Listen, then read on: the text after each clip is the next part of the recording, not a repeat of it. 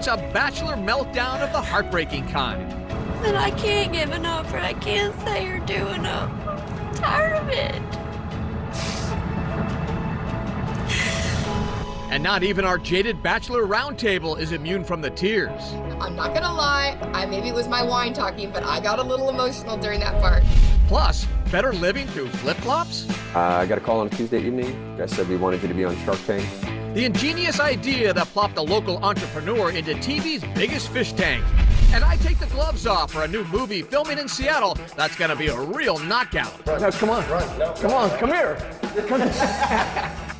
Seattle Refined starts now.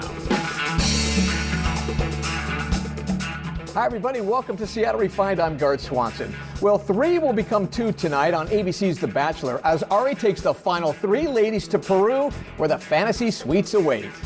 I don't think I should have to spell it out for you, but I will. The Fantasy Suite episode is always brought to you by the letters SEX.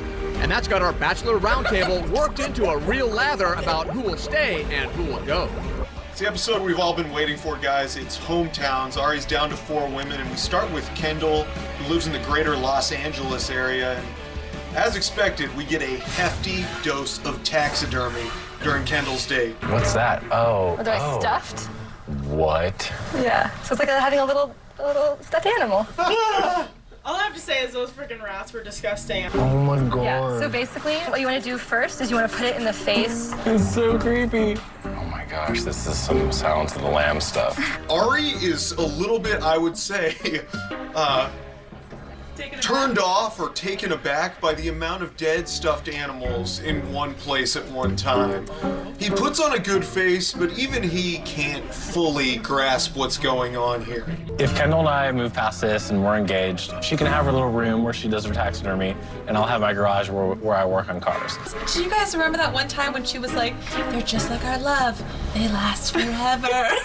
Also, the rats were wearing costumes. Like, the rats were wearing costumes. They had, like, one had a top hat, the other had a dress. If this actually, yeah, but if that actually is the precursor to them getting married, it just feels a little bit morbid for me. The second half of the day is spent at Kendall's home meeting her parents, and not just her parents, but her twin sister. My fear for Kendall would be that she'd lie to herself and jump into a relationship without actually having the base to really feel out everything. They have a heart-to-heart in a room filled with just beads. That's which is so on brand, right? Like, she's into taxidermy, their parents have a room filled with beads in the house. So we leave the date with Kendall, the hometown date, not feeling too confident about Kendall's chances. So then he does a second date, which is Tia, which is Wiener, Arkansas. We're in Arkansas! Oh my god. The highlights of the Tia hometown date is basically just the family. I mean, they live up to every expectation, I would think, of Tia's family in Wiener, Arkansas. A platter full of basically pigs in a blanket. They're cheersing with pigs in a blanket. Everything has to do with wieners. The whole date is all wieners all the time. To Ari being in my hometown. Cheers! To me, they had the most natural connection. I also feel that Tia was the only woman who is really ready, and it feels very authentic from her. One thing that stuck out to me about this family is that we got a lot of tough talk from the dads in particular. If you hurt her, I can find you on Google. I'm laughing, but I'm a little scared. It'd be bad for you. And Ari said like 2 things to them, just like, wow, I'm really falling for your daughter. And they were like, sold, let's go. Like, I like it. You know what? You're a nice guy and I give you my blessing. I mean, I think Tia's family lived up to everything I thought was gonna happen on that date.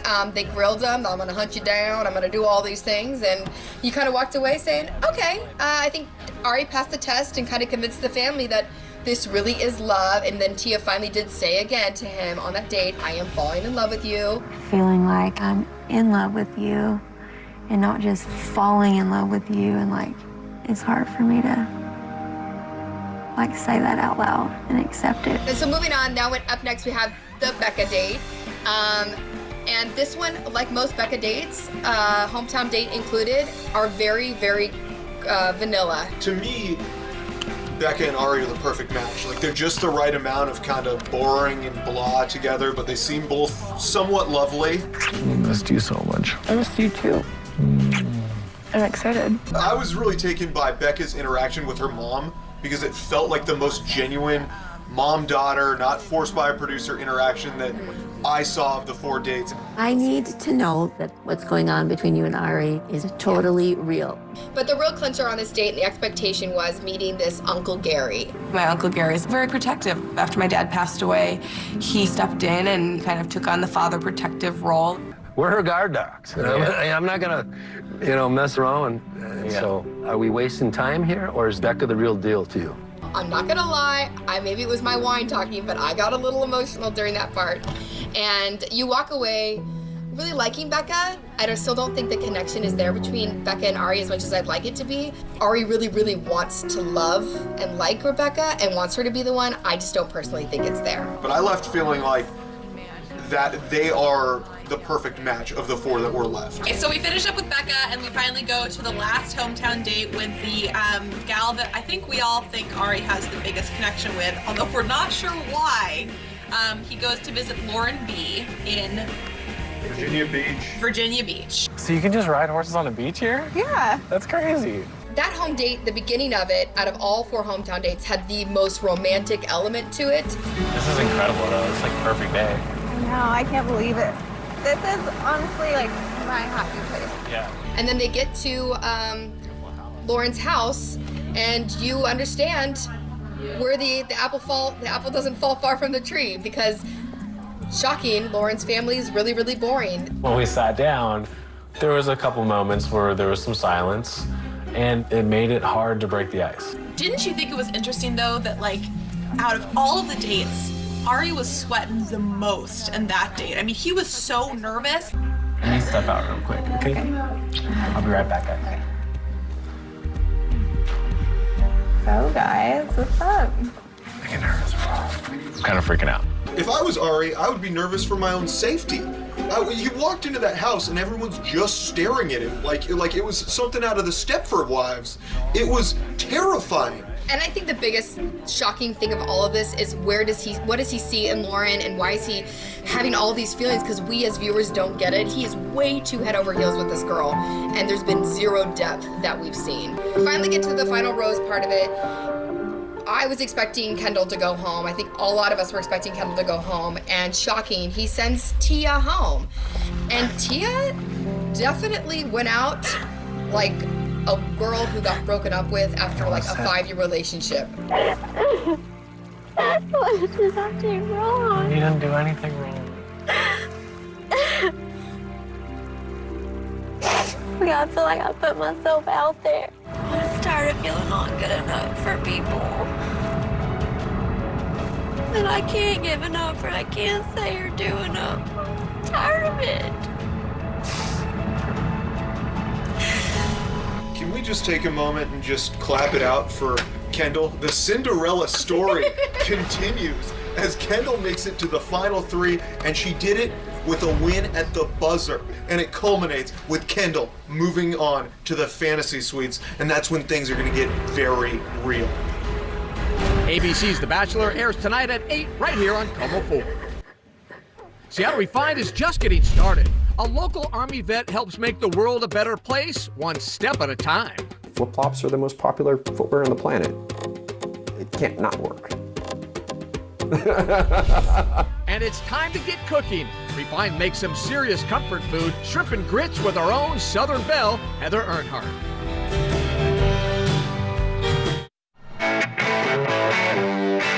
Welcome back to Refined. I'm Gard Swanson. Great news for folks who like to work up a sweat in the gym.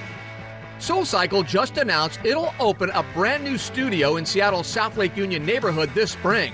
Right now, the only SoulCycle studio here locally is in Bellevue. The new studio will be in the new Stratus building on Lenora. Of course, one of the reasons people work out is to get ready for swimsuit season, and that means flip-flops. Refined's Malia Karlinski discovered a local company whose fashionable footwear is helping wage a war against injustice around the globe. Standing still doesn't come easy for Matthew Griffin. Griff is a man of action. In fact, serving his country is in his DNA. I come from a military background. My grandfather fought in World War II. My dad was a 20-year retired armor officer, and it just seemed like the logical thing to do. and I really wanted to get out of Iowa, so I joined the Army. This former soldier personified the song about being an airborne ranger and living a life of danger. September 11th happened. I joined the Ranger Regiment, and I did 3 deployments to Afghanistan and 1 to Iraq. It was very intense. Yeah. The deployments were special operations, direct raids, going and chasing after terrorists. Then Griff had a revelation. We just saw that armed conflict was just only creating more terrorists. The more bombings we did, the more houses we raided, we were just bringing more and more fighters in, and I just thought to myself, this is not the right way to go, so I got out of the military. A few years later, I ended up back in Afghanistan in a combat boot factory. He wanted to make the world a better place, but he wasn't sure how. And I was witnessing 300 people go to work in Afghanistan, and I thought, I'd done all these deployments, I'd lost all these friends, had my friends were all killing themselves, and was it worth anything? In the middle of the Aero boot factory, men, women, guys, all trained, skilled workers, advanced equipment, getting it done. And then a light bulb moment. There was this combat boot sole with a flip-flop long punch through it, and I was like, man, it's ugly and cool. Americans would buy that. And it just really kept dawning on me, the juxtaposition of combat and flip-flops in a word. Our military service to now peaceful service. Just everything about it just seemed to kind of click. It can't not work. Griff envisioned transforming the wartime combat boot factory into a peacetime factory for making flip-flops. It was a way of keeping the workers employed and empowering them. It helps them by giving them steady, reliable income for their families, and it helps them by also not putting them in positions of danger, which also endangers our troops and soldiers. He enlisted his buddy Donald Lee to help him, and then Griff got the call. I got a call on a Tuesday evening. The guy said, we wanted you to be on Shark Tank. We got on Shark Tank, we closed 3 sharks. We really started working intensely with Mr. Keevan, and it's been a ride ever since. Since then, the Combat Flip-Flop Company has been growing like crazy. Right now we make all of our shamas and textiles in Afghanistan, and it's ran in a woman-owned factory. So we employ women the ages of 18 to 50 to make our products there.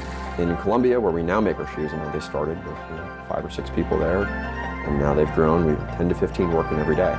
More products mean more sales, and more lives changed. I know we've put over 500 girls to school in Afghanistan for a year, and we've cleared over 7,900 square meters of landmines. So they say that to save a life is to save a world, and if you just focus on one at a time, you're just helping lots of people. And while they're helping folks thrive, their company is thriving too.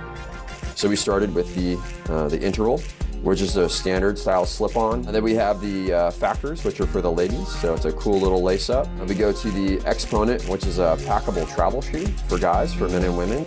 Bottom line, this business is good for the soul. We're just gonna get bigger and bigger and bigger. We're gonna help more and more and more people. That's how this mission works. Malia Karlinski, Seattle Refined. To learn more about combat flip-flops and the causes they support, log on to our website. Coming up, is the Instapot all it's cracked up to be? We'll take a closer look at the culinary craze. Plus, it's a fight club on film, and I get to be a star for a day.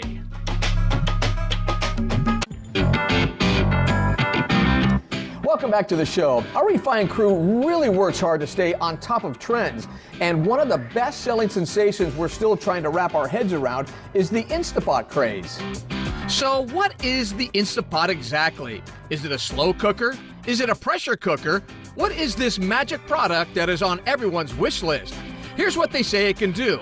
It's a rice cooker, yogurt maker, steamer, saute pan, hard-boiled egg maker, and more. Is all that true? Log on to SeattleRefined.com and find out. You might need a cold one while you figure out that Instapot. And we're pretty excited about the latest offering from Schafferhofer.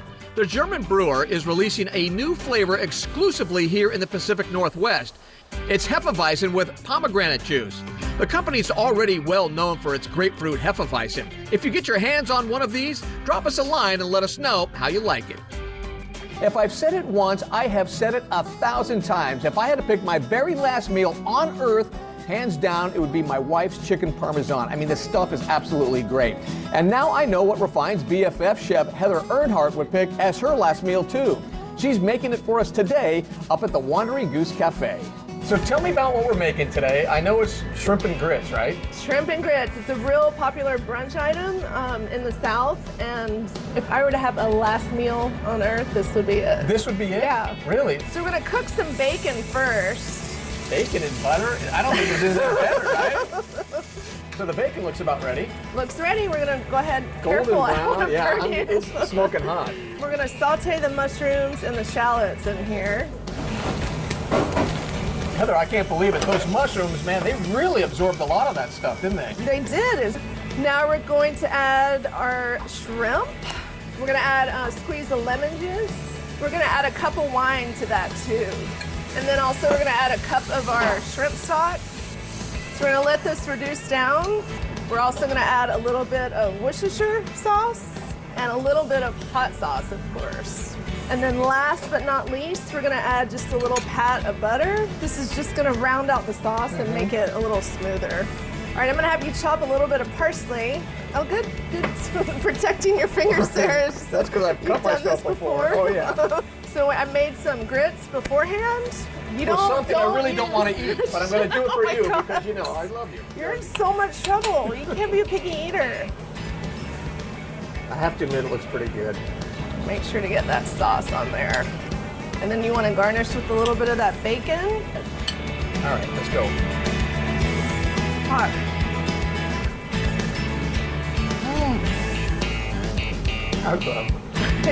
That was really good. Heather's Cookbook, Big Food, Big Love is in stores now. We'll be right back. Welcome back to Refined. You know what? You should have heard the screams in our office when Justin Timberlake announced he'd added a second show at the Tacoma Dome. Tickets for JT's second date in T-Town went on sale this morning. So here's the deal. Justin is bringing his Man of the Woods tour to Western Washington November 12th and November 13th. JT is an amazing live performer. So if you have tickets, I'm officially jealous. Justin is a pretty big star on stage and screen, but he doesn't have an action flick in his wheelhouse, like the one that's still shooting right here in Seattle. It's called Master Disciples, and I visited the set to get in on the action. Martial arts movies are always a hit. Seattle's Bruce Lee got the ball rolling years ago. Today in the Emerald City, another movie is in the making. It's called Master Disciples. It features three friends who are washed-up fighters on the hunt to find the killer of their martial arts master. It's loaded with fight scenes, just the way director Bao Tran of Olympia wrote it up. The action scenes are, we think of it like a dance, like it's a very intricately choreographed dance between the two fighting and then the camera person. So a lot of things have to happen to make the magic work. And it's been fun. From the karate chops to kung fu kicks, Master Disciples has a local flavor. Seattle's Yuji Okamoto is one of the producers on the show. You might remember him from playing the tough guy in Karate Kid 2. Now he's bringing it all home. We just kind of want to build a film community here. It's a kind of a, hopefully it's going to kind of blow up. And we'll be along the same lines as something like Portland or something like that. Every kick, punch, body shot is choreographed. Each scene shot over and over until everyone is on the same page. After spending the day on the set, I had an itch to jump into the martial arts mix. So if I was going to come up and pick a fight with you? No, come on. Run. No, come on, come here. Woo.